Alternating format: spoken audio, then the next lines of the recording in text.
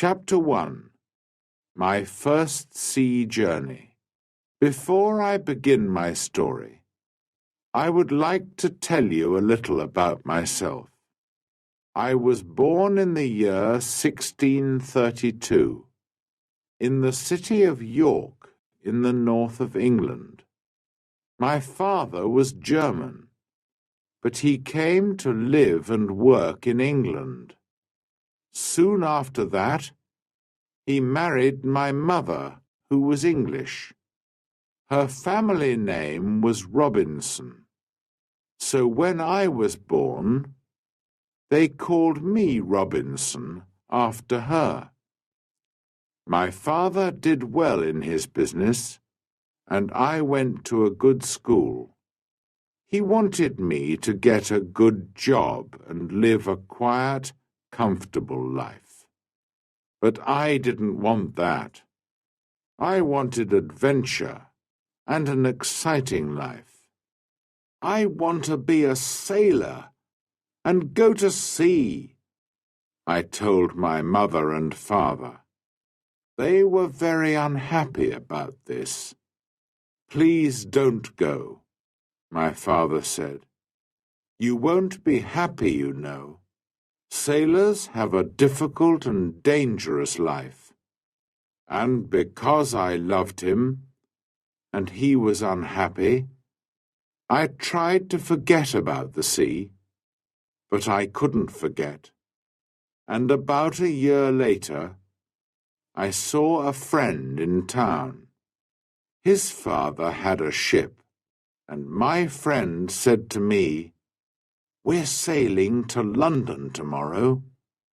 Why don't you come with us?" And so, on September the 1st, 1651, I went to Hull, and the next day we sailed for London. But a few days later, there was a strong wind.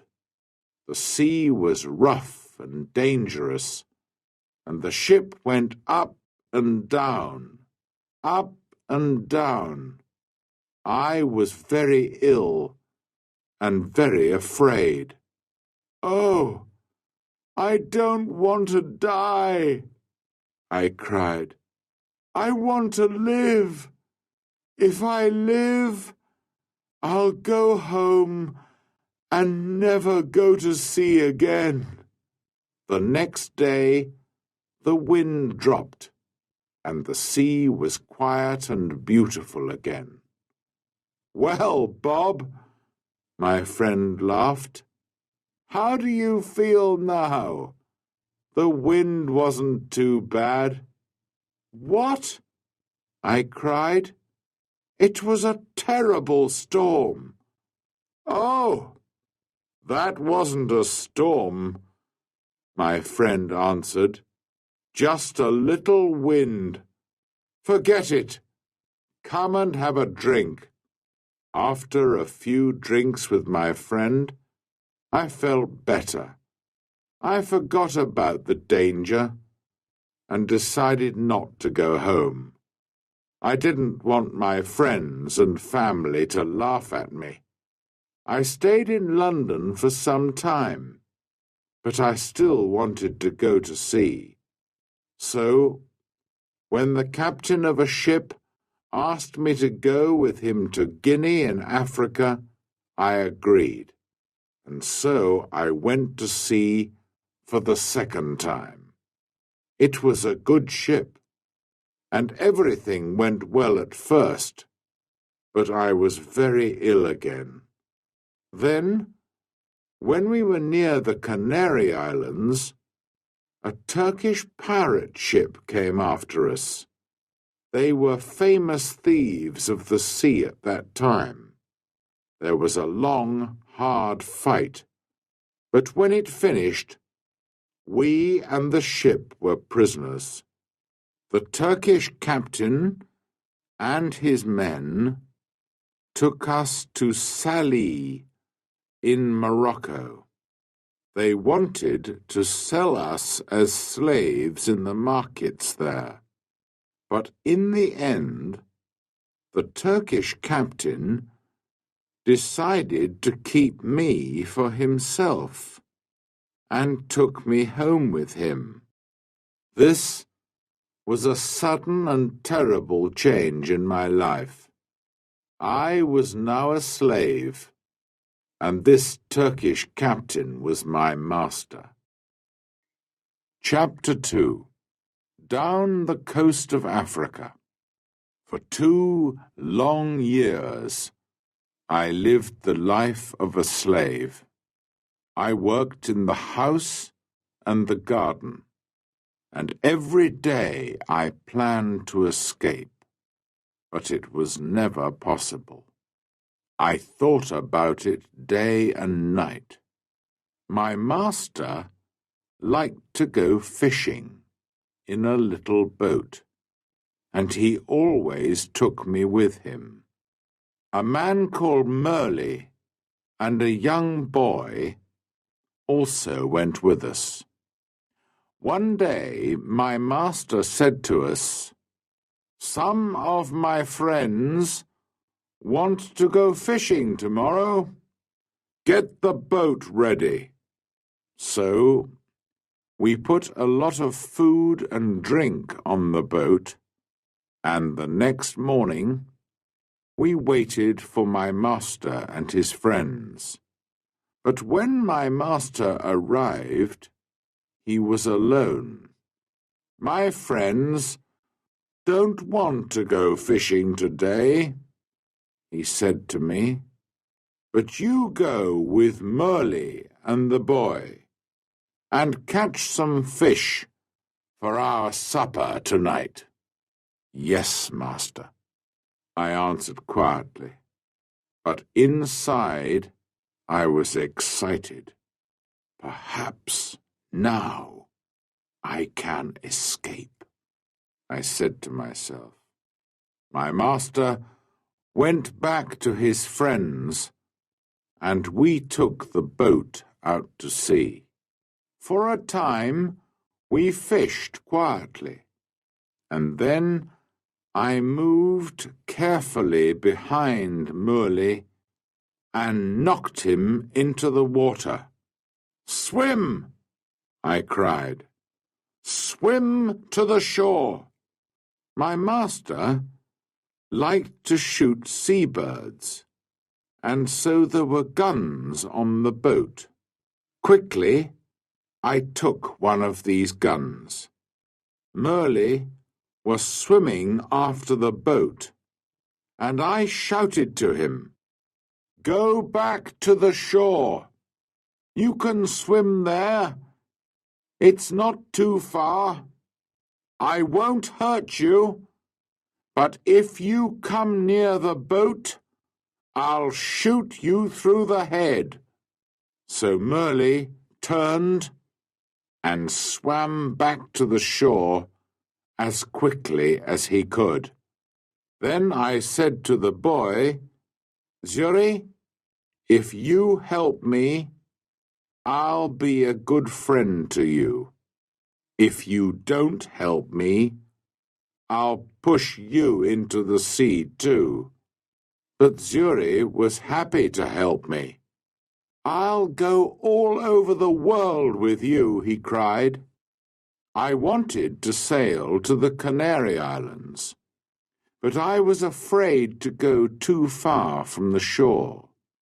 It was only a small boat, and so we sailed on south for some days. We had very little water, and it was dangerous country here, with many wild animals. We were afraid, but we often had to go on shore to get more water. Once I used a gun to shoot a wild animal. I don't know what animal it was, but it made a good meal. For about 10 or 12 days, we sailed on south, down the coast of Africa. Then, one day, we saw some people on the shore. Strange, wild people. who did not look friendly. By now, we had very little food, and we really needed help. We were afraid, but we had to go on shore. At first, they were afraid of us too. Perhaps white people never visited this coast. We did not speak their language, of course, so we used our hands and faces to show that we were hungry. They came with food for us, but then they moved away quickly. We carried the food to our boat, and they watched us. I tried to thank them, but I had nothing to give them. Just then, 2 big wild cats came down to the shore from the mountains. I think they were leopards. The people were afraid of these wild cats, and the women cried out. Quickly, I took a gun and shot one of the animals. The second wild cat ran back up into the mountains. Guns were new to these African people, and they were afraid of the loud noise and the smoke. But they were happy about the dead wild cat. I gave them the meat of the dead animal, and they gave us more food and water. We now had a lot of food and water, and we sailed on. 11 days later, we came near the Cape Verde Islands. We could see them, but we couldn't get near because there was no wind. We waited. Suddenly, Zuri called to me, "Look, a ship!" He was right. We called and shouted and sailed our little boat as fast as we could. But the ship did not see us. Then I remembered the guns, which made a lot of smoke. A few minutes later, the ship saw us and turned. When we were on the ship, the Portuguese captain listened to my story. He was going to Brazil and agreed to help me, but he wanted nothing for his help. "No," he said, when I tried to pay him. "Perhaps one day someone will help me when I need it." But he gave me money for my boat and for Zuri too. At first, I did not want to sell Zuri as a slave, after all our dangerous adventures together. But Zuri was happy to go to the captain, and the captain was a good man. "In 10 years' time," he said, "Zuri can go free." When we arrived in Brazil 3 weeks later, I said goodbye to the captain, and Zuri left the ship and went to begin a new life. Chapter 3: The Storm and the Shipwreck. I stayed in Brazil and worked hard for some years. By then I was rich, but also bored. One day, some friends came to me and said, "We're going to Africa to do business. Why don't you come with us? We'll all be rich after this journey." How stupid I was. I had an easy, comfortable life in Brazil, but of course I agreed. And so, in 1659, I went to sea again. At first, all went well, but then there was a terrible storm. For 12 days the wind and the rain didn't stop. We lost 3 men in the sea, and soon the ship had holes in its sides. "We're all going to die this time," I said to myself. Then one morning, one of the sailors saw land, but the next minute our ship hit some sand just under the sea. The ship could not move, and we were really in danger now. The sea was trying to break the ship into pieces, and we had very little time. Quickly, we put a boat into the sea and got off the ship. But the sea was very rough, and our little boat could not live for long in that wild water.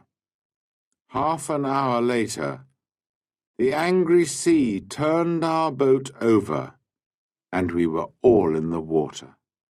I looked round for my friends, but I could see nobody. I was alone. That day I was lucky, and the sea carried me to the shore. I could not see the land, only mountains of water all around me. Then, suddenly, I felt the ground under my feet. Another mountain of water came, pushed me up the beach, and I fell on the wet sand. At first, I was very thankful to be alive. Slowly, I got to my feet and went higher up the shore. From there, I looked out to sea. I could see our ship, but it was wrecked, and there was nobody near it. There was nobody in the water. All my friends were dead. I was alive, but in a strange, wild country, with no food, no water, and no gun. It was dark now, and I was tired. I was afraid to sleep on the shore. Perhaps there were wild animals there. So I went up into a tree, and I stayed there all night. Chapter 4. A New Life on an Island. When day came, the sea was quiet again. I looked for our ship, and to my surprise, it was still there, and still in one piece. "I think I can swim to it," I said to myself. So I walked down to the sea, and before long I was at the ship and was swimming round it. But how could I get onto it? In the end, I got in through a hole in the side, but it wasn't easy. There was a lot of water in the ship, but the sand under the sea was still holding the ship in one place. The back of the ship was high out of the water, and I was very thankful for this, because all the ship's food was there. I was very hungry, so I began to eat something at once. Then I decided to take some of it back to the shore with me. But how could I get it there? I looked around the ship, and after a few minutes, I found some long pieces of wood. I tied them together with rope. Then I got the things that I wanted from the ship. There was a big box of food, rice and salted meat and hard ship's bread. I also took many strong knives and other tools, the ship's sails and ropes, paper, pens, books, and 7 guns. Now I needed a little sail from the ship, and then I was ready. Slowly and carefully I went back to the shore. It was difficult to stop my things from falling into the sea, but in the end I got everything onto the shore. Now I needed somewhere to keep my things. There were some hills around me, so I decided to build myself a little house on one of them. I walked to the top of the highest hill and looked down. I was very unhappy, because I saw then that I was on an island. There were two smaller islands a few miles away, and after that, only the sea. Just the sea, for mile after mile after mile. After a time, I found a little cave in the side of a hill. In front of it, there was a good place to make a home. So I used the ship's sails, rope, and pieces of wood, and after a lot of hard work, I had a very fine tent. The cave, at the back of my tent, was a good place to keep my food, and so I called it my kitchen. That night, I went to sleep in my new home. The next day, I thought about the possible dangers on the island. Were there wild animals? And perhaps wild people, too, on my island? I didn't know, but I was very afraid. So I decided to build a very strong fence. I cut down young trees and put them in the ground, in a half circle around the front of my tent. I used many of the ship's ropes, too, and in the end, my fence was as strong as a stone wall. Nobody could get over it, through it, or round it. Making tents and building fences is hard work. I needed many tools to help me, so I decided to go back to the ship again and get some more things. I went back 12 times, but soon after my 12th visit, there was another terrible storm. The next morning, when I looked out to sea, there was no ship. When I saw that, I was very unhappy. Why am I alive? And why are all my friends dead? I asked myself. What will happen to me now, alone on this island without friends? How can I ever escape from it? Then I told myself that I was lucky. Lucky to be alive. Lucky to have food and tools. Lucky to be young and strong. But I knew that my island was somewhere off the coast of South America. Ships did not often come down this coast, and I said to myself, I'm going to be on this island for a long time. So, on a long piece of wood, I cut these words. I came here on the 30th of September, 1659. After that, I decided to make a cut for each day. Chapter 5. Learning to Live Alone. I still needed a lot of things. Well, I said, I'm going to have to make them. So every day I worked. First of all, I wanted to make my cave bigger.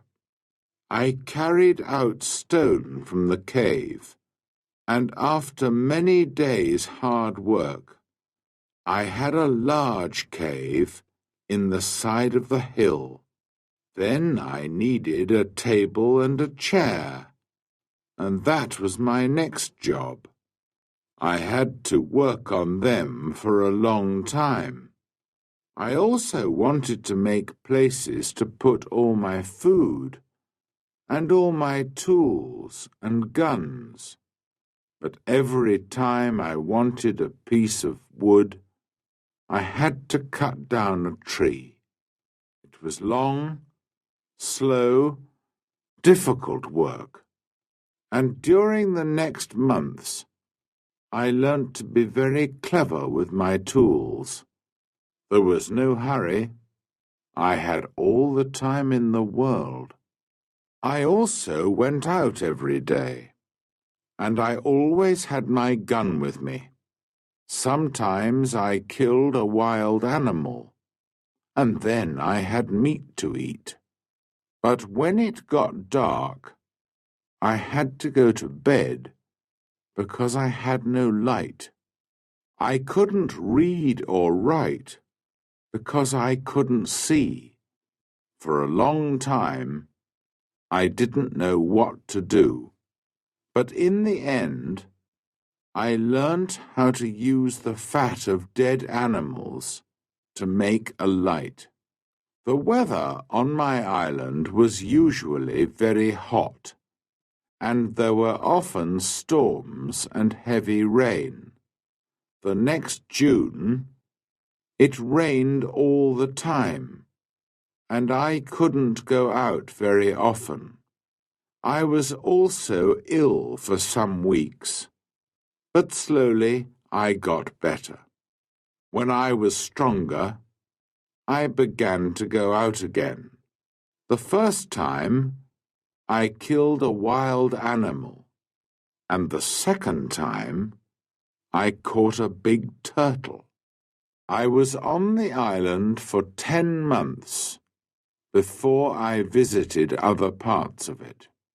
During those months, I worked hard on my cave and my house and my fence. Now I was ready to find out more about the rest of the island. First, I walked along the side of a little river. There I found open ground without trees. Later, I came to more trees with many different fruits. I decided to take a lot of the fruit and to put it to dry in the sun for a time. Then I could keep it for many months. That night, I went to sleep in a tree for the second time, and the next day I went on with my journey. Soon I came to an opening in the hills. In front of me, everything was green, and there were flowers everywhere. There were also a lot of different birds and animals. I saw that my house was on the worst side of the island, but I didn't want to move from there. It was my home now. I stayed away for 3 days, and then I came home. But I often went back to the other, greener side of the island, and so my life went on. Every month, I learnt to do or to make something new. But I had troubles and accidents too. Once there was a terrible storm with very heavy rain. The roof of my cave fell in and nearly killed me. I had to build it up again with many pieces of wood. I had a lot of food now. I cooked it over a fire or dried it in the sun. So I always had meat during the rainy months when I could not go out with a gun. I learnt to make pots to keep my food in, but I wanted very much to make a harder, stronger pot, a pot that would not break in a fire. I tried many times, but I could not do it. Then one day I was lucky. I made some new pots and put them in a very hot fire. They changed colour, but did not break. I left them there for many hours, and when they were cold again, I found that they were hard and strong. That night I was very happy. I had hot water for the first time on the island. By then, I also had my own bread. That was luck too. One day I found a little bag.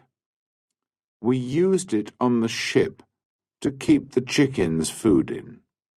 There was still some of the food in the bag, and I dropped some of it onto the ground. A month later, I saw something bright green there, and after 6 months, I had a very small field of corn. I was very excited. Perhaps now I could make my own bread. It was easy to say, but not so easy to do. It is a lot of work to make bread from corn. Many people eat bread, but how many people can take corn from a field and make bread out of it without help? I had to learn and to make many new things, and it was a year before I cooked and ate my first bread. During all this time, I never stopped thinking about escape. When I travelled across to the other side of the island, I could see the other islands, and I said to myself, perhaps I can get there with a boat. Perhaps I can get back to England one day. So I decided to make myself a boat. I cut down a big tree and then began to make a long hole in it. It was hard work, but about 6 months later, I had a very fine canoe. Next, I had to get it down to the sea. How stupid I was! Why didn't I think before I began work? Of course, the canoe was too heavy. I couldn't move it. I pulled and pushed and tried everything, but it didn't move. I was very unhappy for a long time after that. That happened in my 4th year on the island. In my 6th year, I did make myself a smaller canoe, but I did not try to escape in it. The boat was too small for a long journey, and I did not want to die at sea. The island was my home now, not my prison, and I was just happy to be alive. A year or 2 later, I made myself a second canoe on the other side of the island. I also built myself a second house there, and so I had 2 homes. My life was still busy from morning to night. There were always things to do or to make. I learnt to make new clothes for myself from the skins of dead animals. They looked very strange, it is true, but they kept me dry in the rain. I kept food and tools at both my houses, and also wild goats. There were many goats on the island, and I made fields with high fences to keep them in. They learned to take food from me, and soon I had goat's milk to drink every day. I also worked hard in my cornfields, and so many years went by. Chapter 6. A Footprint. Then, one year, something strange and terrible happened. I often walked along the shore, and one day I saw something in the sand. I went over to look at it more carefully, and stopped in sudden surprise. It was a footprint, the footprint of a man. Who could this be? Afraid, I looked around me. I listened. I waited. Nothing. I was more and more afraid. Perhaps this man was one of those wild people who killed and ate other men. I looked everywhere, but there was nobody, and no other footprint. I turned and hurried home. There's someone on my island, I said to myself. Perhaps he knows about me. Perhaps he's watching me now, from behind a tree. Perhaps he wants to kill me. That night, I couldn't sleep.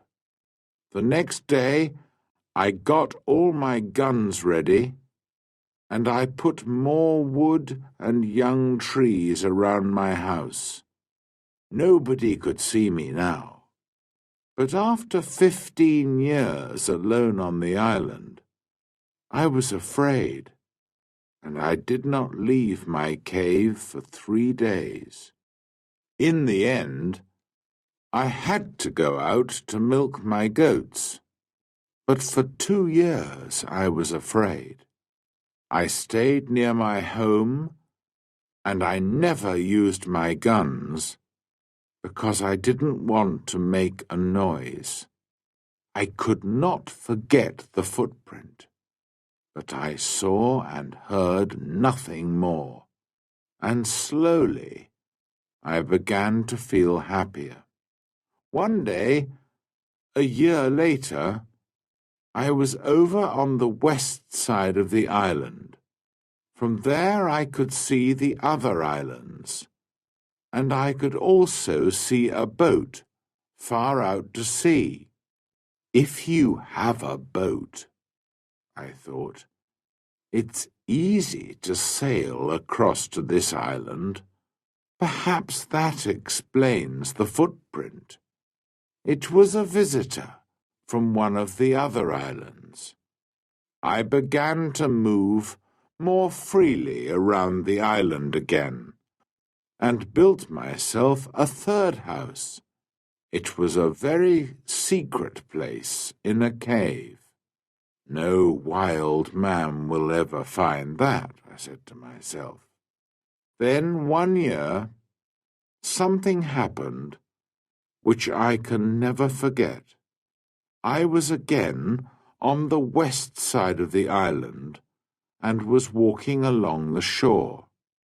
Suddenly, I saw something which made me feel ill. There were heads, arms, feet, and other pieces of men's bodies everywhere. For a minute, I couldn't think, and then I understood. Sometimes there were fights between the wild men on the other islands. Then they came here to my island with their prisoners to kill them, cook them, and eat them. Slowly, I went home, but I was very angry. How could men do this? For many months, I watched carefully for the smoke from fires, but I didn't see anything. Somehow, the wild men came and went, and I never saw them. I was angry and afraid. I wanted to shoot them all, but there were many of them, and only one of me. Perhaps I can shoot 2 or 3, I said to myself, but then they will kill and eat me.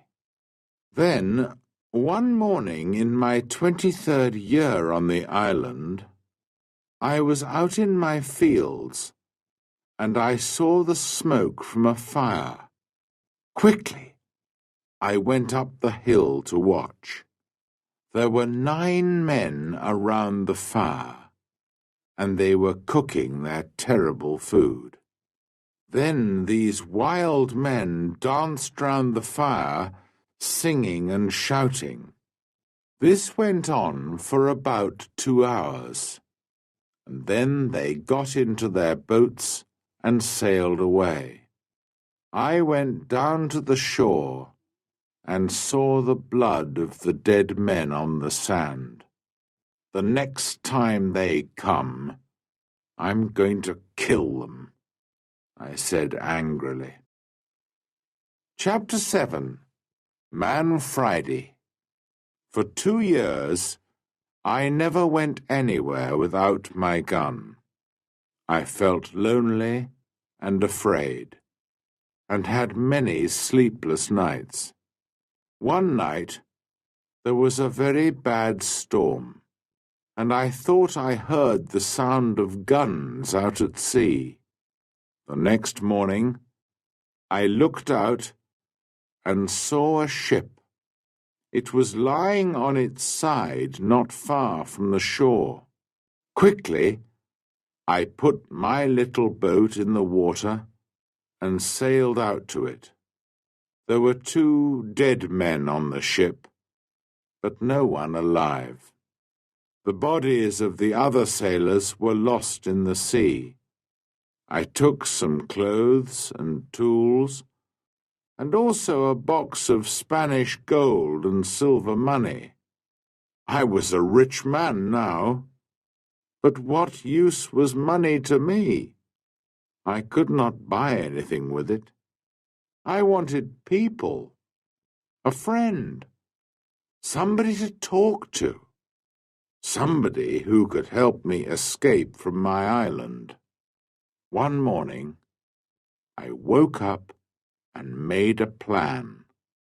I'll try to catch one of the prisoners of the wild men, I said to myself. He'll be happy to be alive, and perhaps he'll help me to escape. I watched day and night, but for 1.5 years there were no boats. Then one day 5 boats came. There were about 30 men, and they had 2 prisoners. They made their fire on the sand and danced round it. Then they killed one of the prisoners and began to cook their terrible meal. The second prisoner waited under the trees, with 2 men to watch him. Suddenly, the prisoner turned and ran. The 2 men ran after him, but the other wild men were busy round the fire and did not see what was happening. The prisoner ran like a wild goat, and soon I saw that he was coming near the bottom of my hill.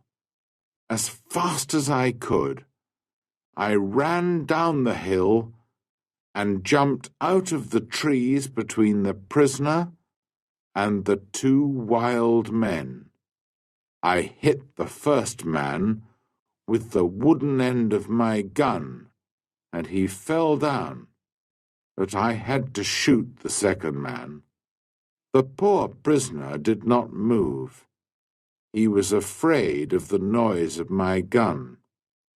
I called to him and tried to show him that I was friendly. Slowly, he moved nearer to me. But just then, the first wild man began to get up from the ground. Then the prisoner spoke, and I understood that he wanted my sword. How happy I was to hear words again. I gave him my sword, and at once he cut off the head of his enemy. Hurriedly, we hid the dead bodies under some leaves, and then left quickly. I took my prisoner to my secret cave on the other side of the island, and gave him food and drink. After that, he went to sleep. He was a fine young man, about 25 years old, tall and well-built, with a kind face and a nice smile. He had a brown skin, black hair, bright eyes, and strong white teeth. I decided to give him the name of Man Friday, because I first saw him on a Friday. When he woke up in the morning, he ran out to me. I was milking my goats in the field, and he got down on the ground and put his head near my foot. I understood that he was thanking me, and I tried to show him that I was his friend. I began to teach him to speak English, and soon he could say his name, Master, and yes and no. How good it was to hear a man's voice again. Later that day, we went back to my first house. We went carefully along the beach, but there were no boats and no wild men, just blood and bones all over the sand. I felt ill, but Friday wanted to eat the pieces of men's bodies which were still on the ground. I showed him that this was terrible for me, and he understood.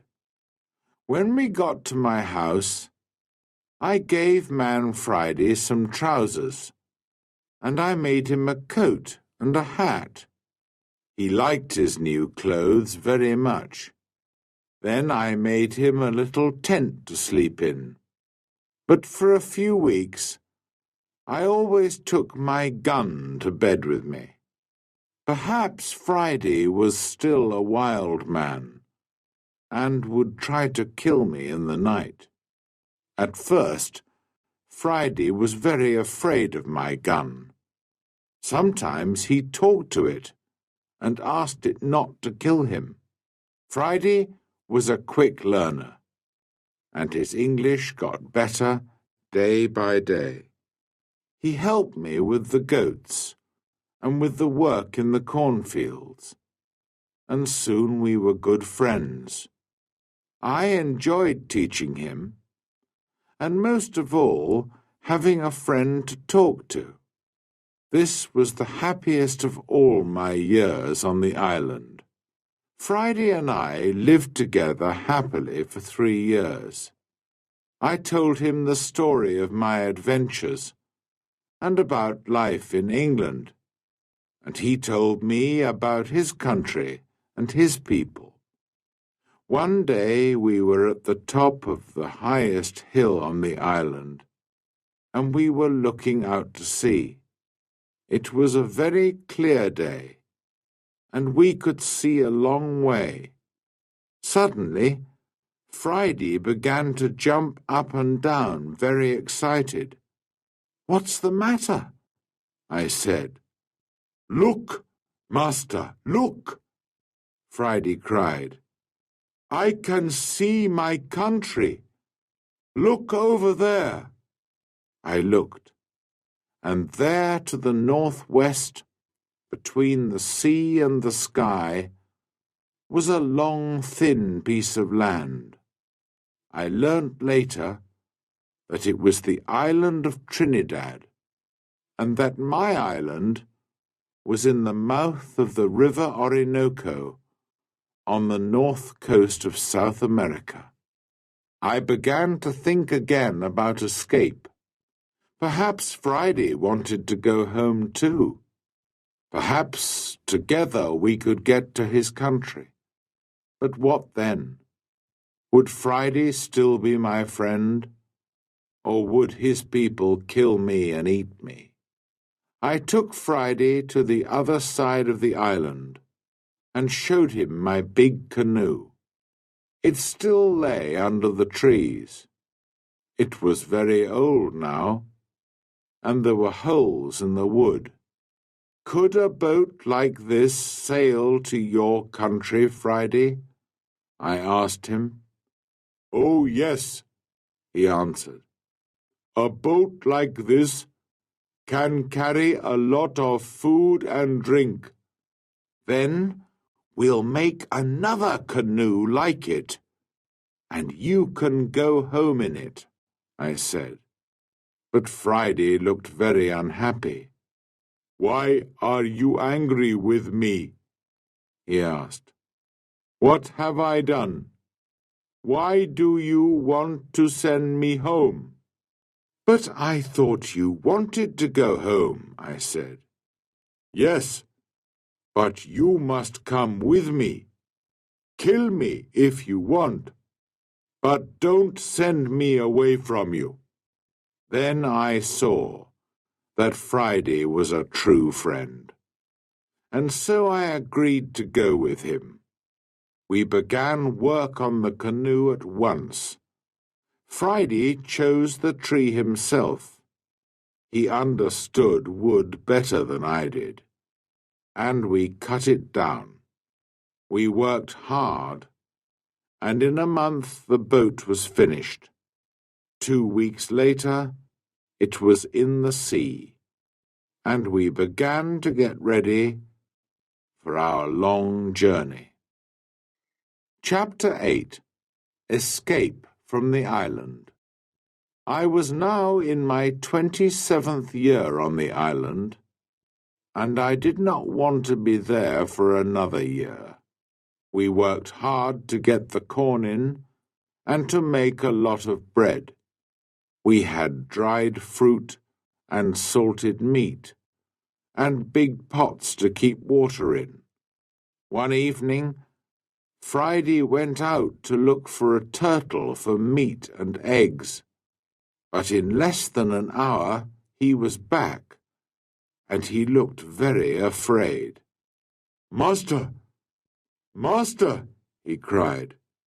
There's a great ship near the island, and men are coming to the shore in a boat. I jumped up and ran with him down to the shore. To my great surprise, I saw that it was an English ship. But why was it here? English ships never came this way. Perhaps they were pirates. Don't let them see you, Friday, I called. We'll hide in the trees and watch. There were 11 men in the boat, but 3 of them were prisoners. Their arms were tied with rope, but their legs were free and they could walk. The other sailors pushed the 3 prisoners up the beach, laughing and shouting and hitting them. Then some of them sat down on the sand and began to drink. Others walked away to look at the island, and 2 men stayed to watch the boat. The 3 prisoners walked slowly along the beach and sat down under a tree not far from us. They looked very unhappy, very quietly.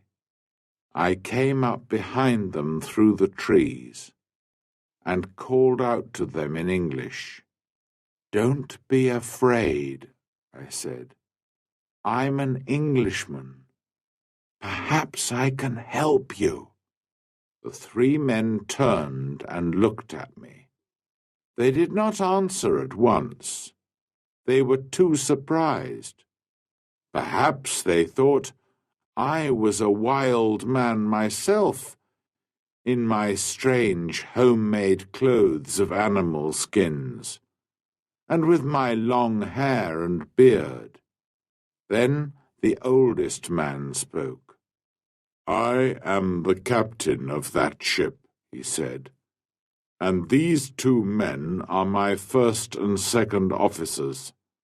Last night there was a mutiny, and the seamen took the ship from me. Now they're going to leave the three of us here to die on this island. Do these mutineers have guns?" "Only two," he answered, "and they've left those on the boat." "All right," I said. "We'll fight them. But if we get your ship back for you, you must take me back to England." The captain agreed immediately and thanked me very warmly for my help.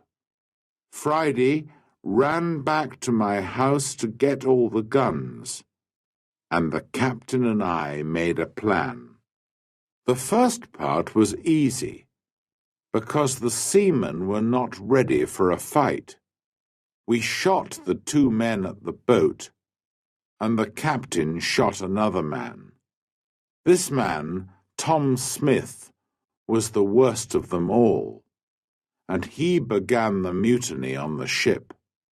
Then the captain talked to the other 5 men, and they agreed to help him.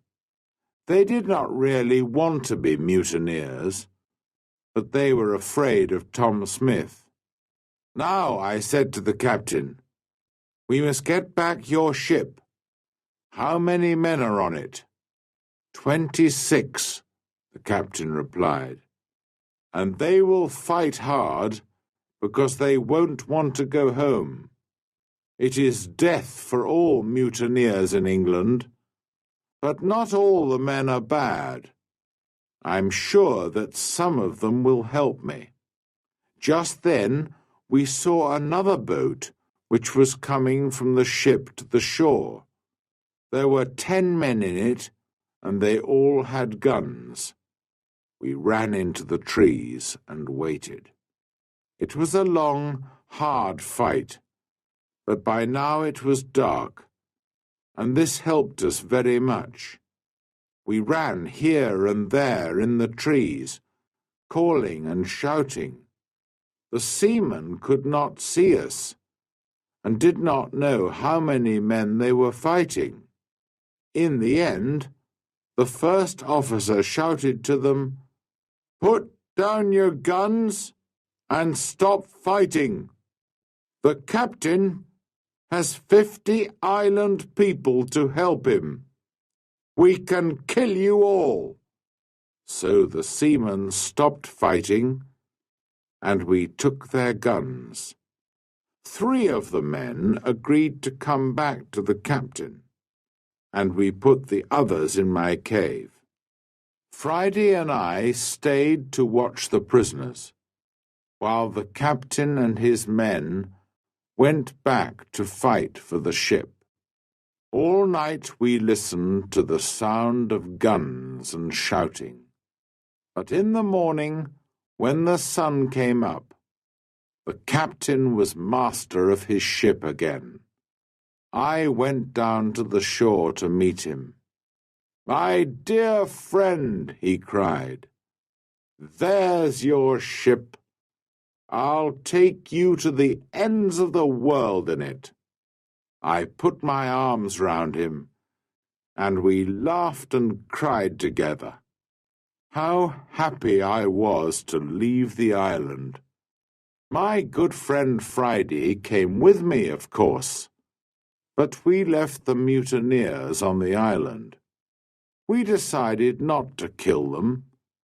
They could begin a new life on the island. I showed them my 3 houses, my cornfields, and my goats and all my tools. Their life would be easy, because of all my hard work for so many years. And so, on the 19th of December, 1686, after 27 years, 2 months, and 19 days, I said goodbye to my island and sailed home to England. Chapter 9. Home in England. When I came back to England, I felt like a stranger in the country. Many things were different, and not many people remembered me. I went home to York, but my father and mother were dead, and also my 2 brothers. I did find the 2 sons of one of my brothers. They were happy to learn that I was alive, and I was pleased to find some family. After some months, I decided to go down to Lisbon in Portugal. I had friends there who could help me to sell my land in Brazil, and I needed the money. Friday came with me. He was always a good and true friend to me. In Lisbon, I found the Portuguese captain, who took me in his ship to Brazil all those years ago.